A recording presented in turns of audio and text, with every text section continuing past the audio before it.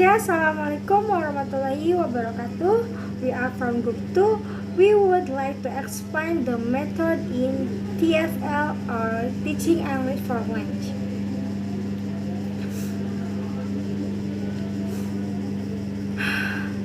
Method in TEFL, there are 6 methods TEFL, including the grammar translation approach, the reading approach, the audiolingual method, community language learning, and the silent way, and the communicative approach. And the first, the grammar translation approach. The grammar translation approach method is a method of teaching foreign language derived from the classical method of teaching Greek and Latin. The main characteristic: classes are taught in the mother tongue. Much vocabulary is taught in the form of list of isolated words. Little or no attention is given to pronunciation. Reading of difficult text is begun early. Long elaborate explanation of the intricacies of the grammar are given. The strength: students learn a lot of vocabulary. Reading and writing skills are excellent. It activates student memory. And the weakness: for listening and speaking, unnatural and incorrect pronunciation. KTM is not attractive and engaging for students. And reading approach. The reading approach or reading method was first designed for English learners in India and France or German learners in the United States who did not have time to master the use of active spoken language. It has also been advocated in the UK for students with low language learning abilities. The main character: the teacher gives the text or reading to the student. Student read the text or reading. The teacher provides a reading guide. The strength: reading approach can be used in a big class. In reading approach, students can know much vocabulary because they have to read the passage. Students focus what they are studying because they only learning grammar. Weakness: science reading approach is only focused on writing. On writing skill, this approach is like in speaking skill. Reading approach is a processive approach because the vocabularies and grammar are controlled. And the next, the audiolingual method. The audiolingual method of the teaching English as a second language had its origins during World War II when it became known as the Army method. The main character: new material is presented in the form of dialogue. There is the depth depend on imitation, memorization of the phrases, and continuous learning. Structure are arranged according to the meaning of context, analysis, and thought at the same time. Strength: listening and speaking skill are emphasized, and especially the former rigorously developed. The use of visual aids is effective in vocabulary teaching. His method is just as functional and easy to execute for large group. Weakness: sometimes the students are confused because the teacher explains the material in simply way, not in detail. Why? The grammar skill is not more drilled. Okay, and next is community language learning. Community language learning was first developed by Carlos Curran, a psychology professor, in 1961 as an attempt to demonstrate the relationship between students and teachers. This approach is also known as the counseling method because in the application of theory, the use of counseling techniques in language teaching is highly prioritized. These methods emphasize the role of the affective, dominant, and cognitive learning. The main characteristic in a situation with the psychological state of students' current state, there are 6 elements that need to be considered in the learning process. The first, security, and second, aggression, and third, attention. Fourth, reflection. 5, attention, and last, The last one, discrimination. The strength of community language learning. First, establish cooperation between one student and another learning in the target language. And the second, increase confidence in learning the target language.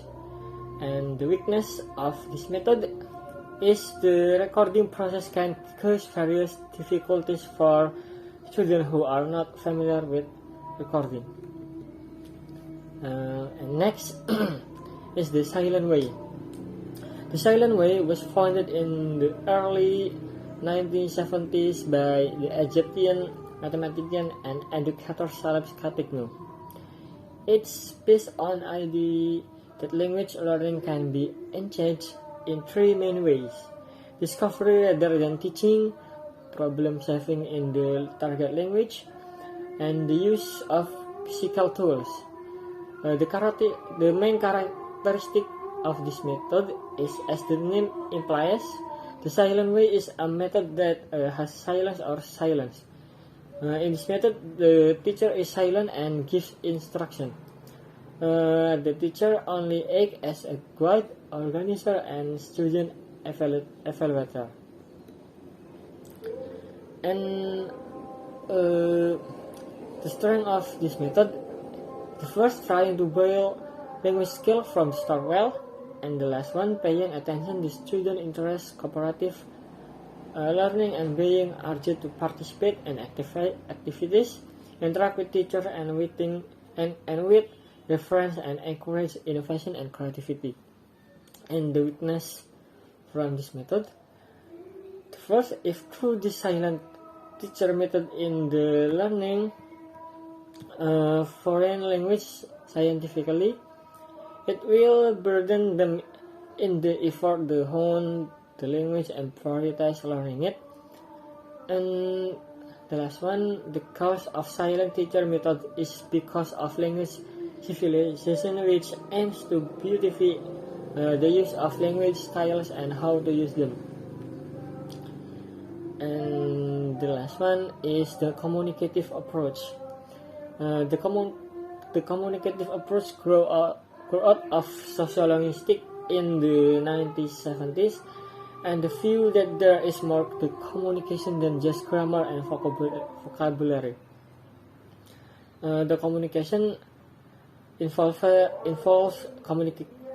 communicative competence, the ability to make ourselves understood in a socially appropriate way. The communicative approach is based on the idea that successfully language learning comes through having to communicate through meaning.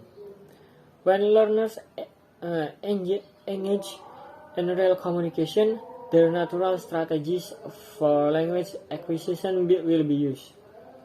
And this will enable them to learn to use language. The strength of the main characteristic of communicative approach. The first, students are allowed to respond in the target language, their mother tongue, or a mixture of both. And second, classrooms are devoted primarily to activities that encourage the execution of L2 learning activities, which involves practice and assigning exercises as homework. And the last one, the focus of learning and speaking activities on the exchange of a clear message understand and want to convey, namely meaningful communication. And the strength is the first, enhancing student competence in speaking English in various situations. Second, encouraging students to practice their English in real communication. And the third, stimulating the student to speak communicatively. And the last one, motivating students to be brave interacting using English. And the weakness from this method is priority to meanings and rules rather than to grammar and rules of structure. And the last one is conclusion. There are so many methods that we can use in teaching English as a foreign language, including the grammar translation approach, the reading approach, the audiolingual method, community language learning, the silent way, and the last one, the communicative approach. And all of them have their own history, characteristics, and advantage and disadvantage.